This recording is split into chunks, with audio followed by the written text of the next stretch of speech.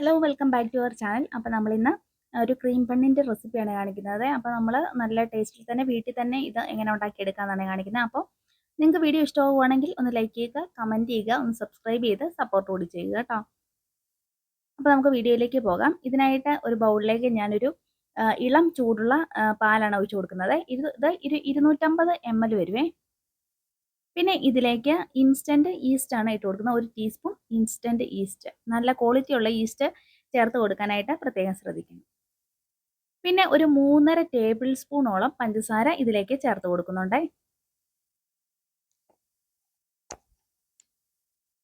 എന്നിട്ട് ഇത് നന്നായിട്ടൊന്ന് ഇളക്കി മിക്സ് ആക്കി എടുക്കുക.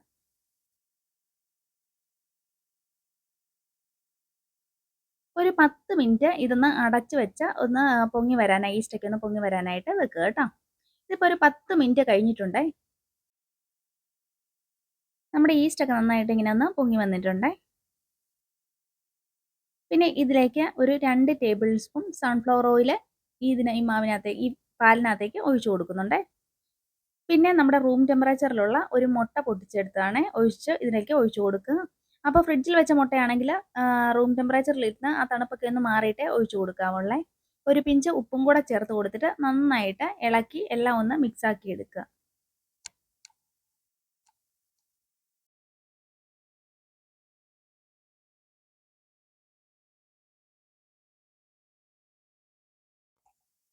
ഇതെല്ലാം ഒന്ന് മിക്സ് ആയിട്ടുണ്ട്. ഇതിലേക്ക് പിന്നെ 1.5 കപ്പ് മൈദയാണ് ചേർത്ത് കൊടുക്കുന്നത്. കുറേശ്ശെ മൈദയിട്ട് ഒരു വിസ്ക് വെച്ച് വെല്ലം നന്നായിട്ടൊന്ന് ഇളക്കി കട്ടകളില്ലാതെ നന്നായിട്ടൊന്ന് മിക്സ് ആക്കി എടുക്കുക കേട്ടോ. അപ്പോൾ ഞാനിവിടെ കുറേശ്ശെ ഇട്ട് കൊടുത്തിട്ടാണ് മിക്സ് ആക്കി എടുക്കുന്നത്.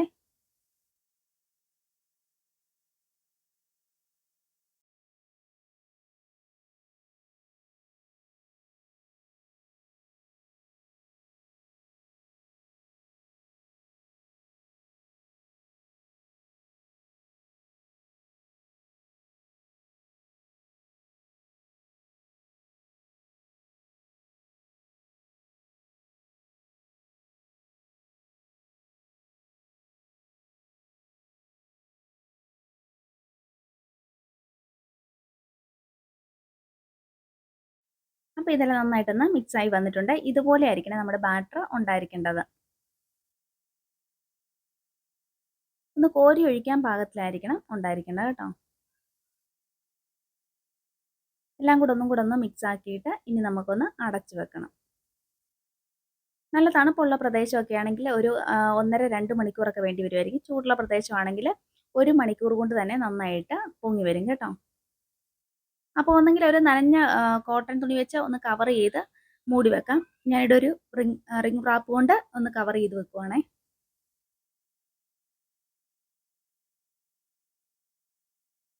അപ്പോൾ നന്നായിട്ട് കവർ ചെയ്തിട്ട് 1 മണിക്കൂർ ഒന്ന് റെസ്റ്റ് ചെയ്യാനായിട്ട് വെക്കുക. മാവെല്ലാം നന്നായിട്ടൊന്ന് പൊങ്ങി വരണം. ഈ സമയം കൊണ്ട് നമുക്ക് ഇതിലേക്കുള്ള ക്രീം ഒന്ന് റെഡിയാക്കി വെക്കാമേ.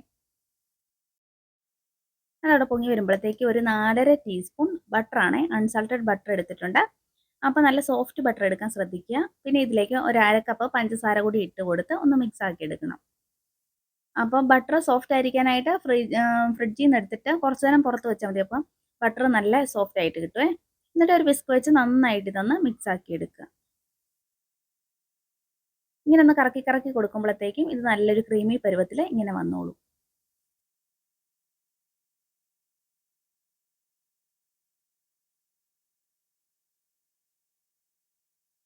ഇനി ഇതിലേക്ക് ഒരു ഫ്ലേവറിന് വേണ്ടിയിട്ട് ഞാനൊരു 1/2 ടീസ്പൂണോളം നമ്മുടെ വാനില എസൻസ് കൂടി ചേർത്ത് കൊടുക്കുന്നുണ്ട്. എന്നിട്ട് നന്നായിട്ട് ഒന്നും കൂടെ ഇങ്ങനെ ഇളക്കി കൊടുത്തുകൊണ്ടേ ഇരിക്കുക കേട്ടോ. അപ്പം നല്ല സോഫ്റ്റ് ആകുന്നിടം വരെ ഇളക്കുക.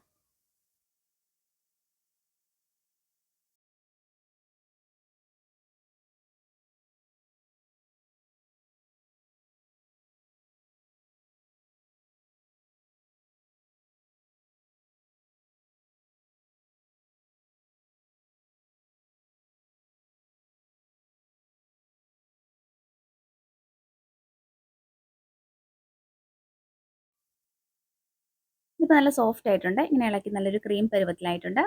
ഒന്നും കൂടെ ഒന്ന് ടൈറ്റ് ആവണമെങ്കിൽ കുറച്ച് നേരം ഒന്ന് ഫ്രിഡ്ജിൽ വെച്ചാൽ മതിയേ. ഇത് 1 മണിക്കൂറൊക്കെ കഴിഞ്ഞിട്ടുണ്ട്. അപ്പം നമ്മുടെ ഇതൊക്കെ നല്ലതായിട്ട് പൊങ്ങി വന്നിട്ടുണ്ട്. ഞാൻ ഇച്ചിരി താമസിച്ചു പോയി. അപ്പം അതുകൊണ്ടാണ് തോന്നുന്നു പൊങ്ങിയിട്ട് ചെറുതായിട്ടൊന്ന് താന്നിട്ടുണ്ട്. അത് കുഴപ്പമില്ല. പക്ഷെ നന്നായിട്ട് പൊങ്ങി വന്നായിരുന്നു കേട്ടോ. ഒരു ഡബിളായിട്ട് വന്നിട്ടുണ്ടായിരുന്നു. ഇത് കണ്ടോ നന്നായിട്ട് പൊങ്ങിയിട്ടുണ്ട്.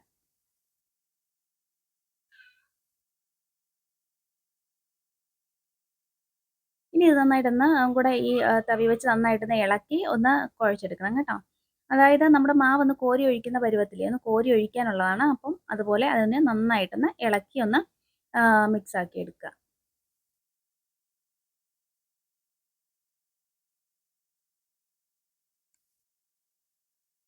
ഇത് നന്നായിട്ട് ഇളക്കിയാൽ മതി. അപ്പോൾ നമുക്കിങ്ങനെ കണ്ടോ കോരി ഒഴിക്കാൻ പാകത്തിൽ ഇങ്ങനെ റെഡിയായി കിട്ടും. അപ്പം നന്നായിട്ട് കുഴച്ച് എടുത്ത് മാറ്റി വെക്കുക കേട്ടോ. ഇനി നമുക്ക് കുറച്ച് ഒരു കടായിലേക്ക് കുറച്ച് എണ്ണ ചൂടാകാനായിട്ട് വെച്ചിട്ടുണ്ടേ. എണ്ണ നന്നായിട്ട് ചൂടായി കഴിഞ്ഞാൽ ലോ ഫ്ലെയിമിലാക്കി വെക്കണം കേട്ടോ. പിന്നെ ഒരു ചെറിയ 2 തവി എടുത്തിട്ടുണ്ട്. ഇത് ഒരു തവിയിലേക്കാണ് ഞാൻ മാവ് കോരി ഒഴിച്ച് കൊടുക്കുന്നത്. എന്നിട്ട് ഒരു സ്പൂൺ വെച്ച് ചെറുതായിട്ടൊന്ന് ലെവലാക്കി കൊടുക്കുക. എന്നിട്ട് ഈ എണ്ണ ഇതിൻ്റെ മുകളിലേക്ക് തൂകി കൊടുക്കുക കേട്ടോ. ഫ്ലെയിം ഒരു ലോ ഫ്ലെയിമിലേക്ക് ആക്കിയേരെ. കുറച്ചിങ്ങനെ എണ്ണ ഒഴിച്ചു കൊടുക്കുമ്പോഴത്തേക്കും തന്നെ അതിങ്ങനെ പൊങ്ങി വരും. എന്നിട്ട് ആ തവിയിൽ നിന്ന് അത് വിട്ട് വന്നോളുവേ.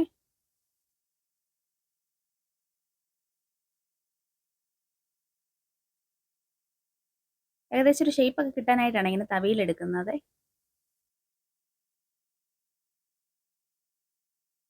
അപ്പം നമ്മൾ തവിയിലേക്ക് ഒഴിക്കുമ്പോൾ തവിയിലും കുറച്ച് എണ്ണ കാണണേ. എന്നിട്ട് ഇത് എണ്ണയിലേക്ക് മുക്കി വെക്കുക. എന്നിട്ട് സ്പൂൺ കൊണ്ട് ലെവലാക്കി കൊടുക്കുക. എന്നിട്ട് ഇതിൻ്റെ മുകളിലേക്ക് എണ്ണ കോരി കോരി ഒഴിച്ചു കൊടുക്കുക. അപ്പോൾ കണ്ടില്ലേ ഇതുപോലെ ഇങ്ങനെ പൊങ്ങി വരുവേ. ചെറുതായിട്ട് സൈഡിലൊക്കെ വരുന്നുണ്ടെങ്കിൽ നമുക്ക് ലാസ്റ്റ് അത് കട്ട് ചെയ്ത് കളയാവുന്നതാണ്. അപ്പോൾ ഞാൻ ഇതുപോലെ തന്നെ എല്ലാം ഒന്ന് ആക്കിയെടുക്കുന്നുണ്ട്. അപ്പോൾ ലോ ഫ്ലെയിമിലിടണം. അകമൊക്കെ ഒന്ന് വെന്ത് കിട്ടണ്ടേ. അപ്പോൾ ലോ ഫ്ലെയിമിലിട്ട് നന്നായിട്ട് മൊരിയുന്നിടം വരെ ഒന്ന് വെയിറ്റ് ചെയ്യുക. അപ്പോൾ ഓരോന്ന് മൊരിഞ്ഞ് വരുമ്പോഴത്തേക്കും നമുക്ക് ഇതുപോലെ ഇടയ്ക്ക് ഓരോന്നിങ്ങനെ ഇടയ്ക്ക് ഉണ്ടാക്കിക്കൊണ്ടും ഇരിക്കാവേ.